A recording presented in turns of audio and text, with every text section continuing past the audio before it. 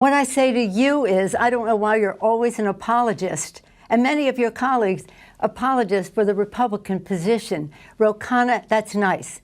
That isn't what we're going to do, and nobody's waiting till February. I want this very much now. Hey there, guys. Welcome to the channel. So what would you say if I told you that Nancy Pelosi was now on our side? That after all this time, she finally found a Republican that she can say that she believes in. Would you believe her?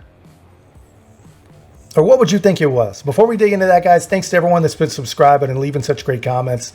Really appreciate the support. And if you haven't already, please help us to continue to grow. Like, comment, subscribe. Most importantly, share the channel. So Nancy Pelosi, she has shocked all of Washington by endorsing a Republican candidate for Speaker of the House. But here's the thing.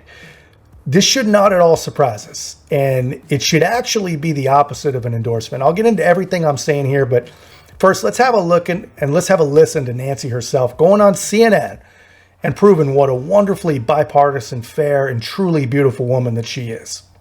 It'll be up to Hakeem, and we all have confidence in him. Okay, so you'll go along with the current leader, but that's interesting what you just said, because there have been a lot of discussions about expanding Patrick McKenry, who is just a temporary speaker right now, expanding his powers. You're saying no, he just has to be full speaker. Full speaker. You have to elect him speaker, otherwise... When you say elect him speaker, you mean have the votes on the floor, but just do it for a limited amount of time? Limited amount of time.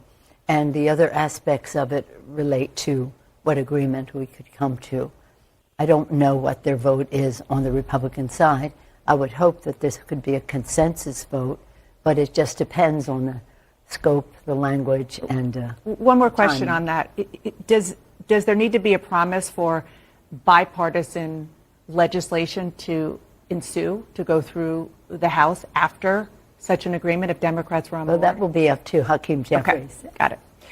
But this is very much related, of course, to what's happening not only in the Middle East, but in Ukraine, because the president is going to speak tonight, and he's going to make the argument that the American people, taxpayer dollars, should be spent to help support these two democracies, particularly Israel. You can't do that if there's no House Speaker. That's right. Well, we'll have to have a House Speaker, and I hope that shall we say, there'll be some order. The House will be in order, and that we can go forward. But before we get to that place, let me say our president has been just so strong. He just understands so well the relationship between the United States and Israel as our values partner, as our strategic partner, and also our role in the world to be respectful of other people. So I think that he has handled all this magnificently, as he did with Ukraine. He has been a great a global leader. You mentioned America's role in the world. I don't need to tell you, hundreds of thousands of Gazans, they're trying to... Yeah, so there's that. Super bipartisan, super impressive leadership, right? No, that is not what that is.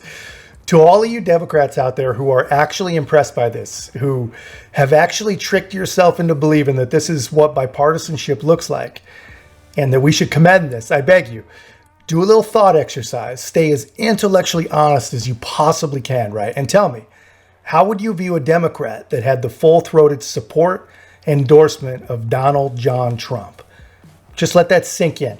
Because I can tell you, and I'll tell any Republican willing to listen, when you have the endorsement of Nancy Pelosi, you are a rhino. R-I-N-O. No ifs, no ands, no buts.